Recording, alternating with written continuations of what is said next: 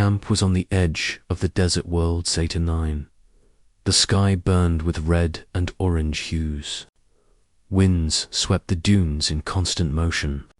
Sand and dust threatened every structure. The soldiers called it hostile. They complained. They struggled. They left. Only one remained. Her name was Mara. She was the camp cook. That was all. She stirred pots. She washed dishes. She managed the stores. That was her role. Everyone underestimated her. Every officer ignored her. Every soldier laughed at her. Camp cook, they said. Nothing more. But Mara did not care. She had learned long ago that survival depended on more than rank. It depended on awareness, instinct, and respect. The predator came one evening. It appeared at the edge of the camp, massive, covered in black scales, eyes glowing amber, fangs glinting in the firelight, claws that could shred a steel wall. Soldiers froze. Guns rose. The predator was known across Zeta 9. The soldiers called it Vaca. Legends spoke of it tearing entire patrols apart. No human had survived it. No soldier had seen it and lived. Mara stood in her tent. She smelled the smoke of the predator's approach. She listened to the winds. She did not panic. The soldiers fired. Lasers cut through the air. The predator did not flinch. It moved with precision. One swipe of its claw ended a gun turret. Another swipe sent a soldier flying. Panic erupted. Mara opened her tent flap. She stepped out slowly. Her apron was dusty. Her hands were clean. She held nothing, no weapon, just a calm that unnerved the soldiers. The predator stopped. It sniffed the air. It tilted its massive head. Its amber eyes focused on her. It growled low, deep, shaking the ground. The soldiers yelled, "Move back. Shoot it.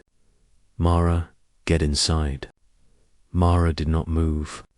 She lowered her head slightly. She whispered softly. The words were not meant for humans.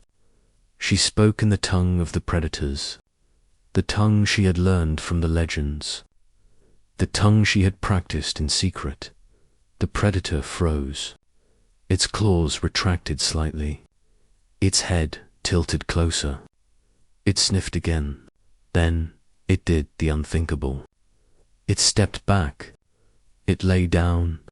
Its eyes never left hers. It curled around her tent like a living wall. The soldiers could not believe it. One officer shouted, "It obeys her." Mara did not reply. She smiled faintly. She returned to her cooking. She stirred the pot. She chopped vegetables. She boiled water. The predator's presence was constant, but it did not attack. It did not move away. It guarded. The soldiers were baffled. "What is she?" One whispered, "How can a cook control it?" Mara ignored them. She continued her work. She spoke softly to the predator. She offered pieces of meat. She arranged herbs. The predator sniffed everything. It tested her patience. She remained calm. Night fell. The wind screamed through the dunes. The predator's eyes glowed in the darkness. Soldiers tried to sneak past. They wanted to test it. One moved too close. The predator struck, not to kill, to warn. Its claws ripped through the sand near the soldier. The man fell back, trembling. Mara shook her head. "No harm," she said. "Do not test." The soldiers learned quickly. Mara's presence was absolute. She could command the predator with words, gestures, even silence.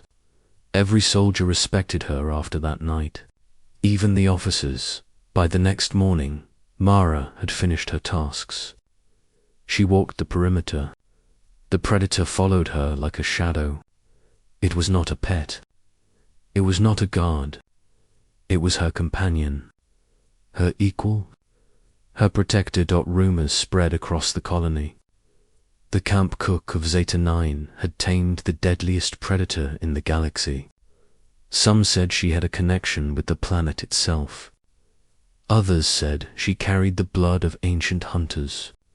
Mara did not care about rumors. She cared about survival.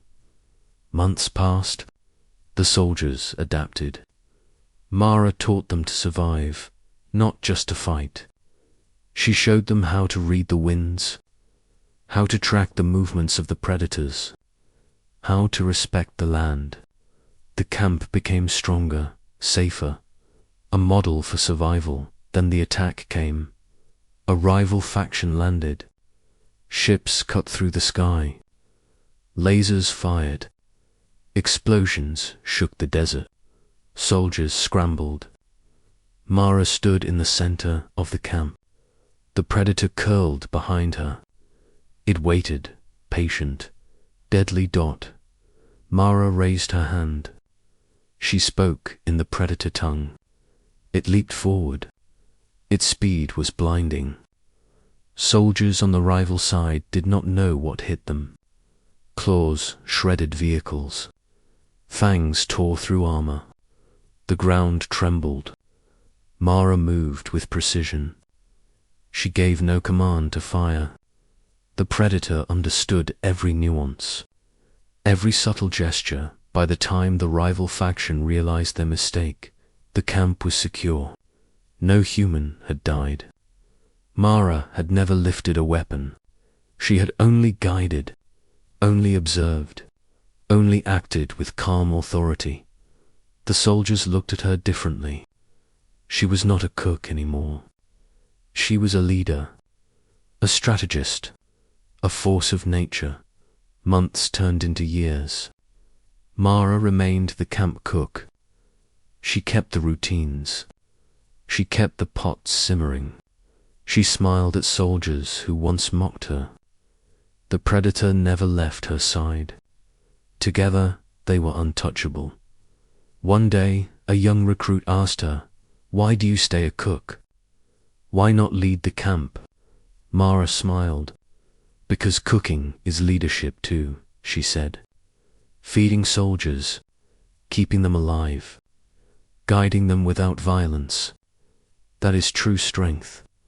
The recruit nodded, but did not fully understand. He would, one day. Everyone did.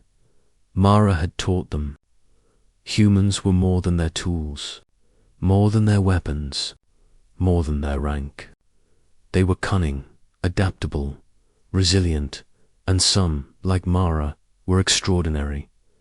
The predator growled softly, a sound of approval. Mara patted its head. She returned to her tent. She lifted the lid of a pot. Steam rose. The aroma filled the camp. Soldiers paused to breathe it in. Even hardened veterans smiled.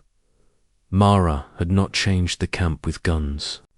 She had not changed it with power. She had changed it with respect, with wisdom, with patience, and the deadliest predator on Zeta 9 had recognized that no one dared challenge her again. She was the camp cook, only a cook, and yet she was the most formidable presence the soldiers had ever known. The legend of Mara spread beyond Zeta 9. Kalanis whispered her name. Traders carried stories. Even distant worlds remembered. She had tamed the untamable. She had commanded the unstoppable. And she had done it without violence, without arrogance, without a single boast. Her strength was quiet. Her power was invisible. Her influence absolute. The soldiers knew one truth. Respect the cook. Respect the land. Respect life itself, and the predator will follow. Mara smiled. She stirred her pot. The predator lay beside her tent. The wind whispered across the dunes. Life on Zeta 9 went on, but one thing had changed forever. Humans were not weak. Humans were not fragile. Humans could command the deadliest predator with nothing but presence and understanding, and Mara had proven it. The camp cook was no longer just a cook. She was a legend.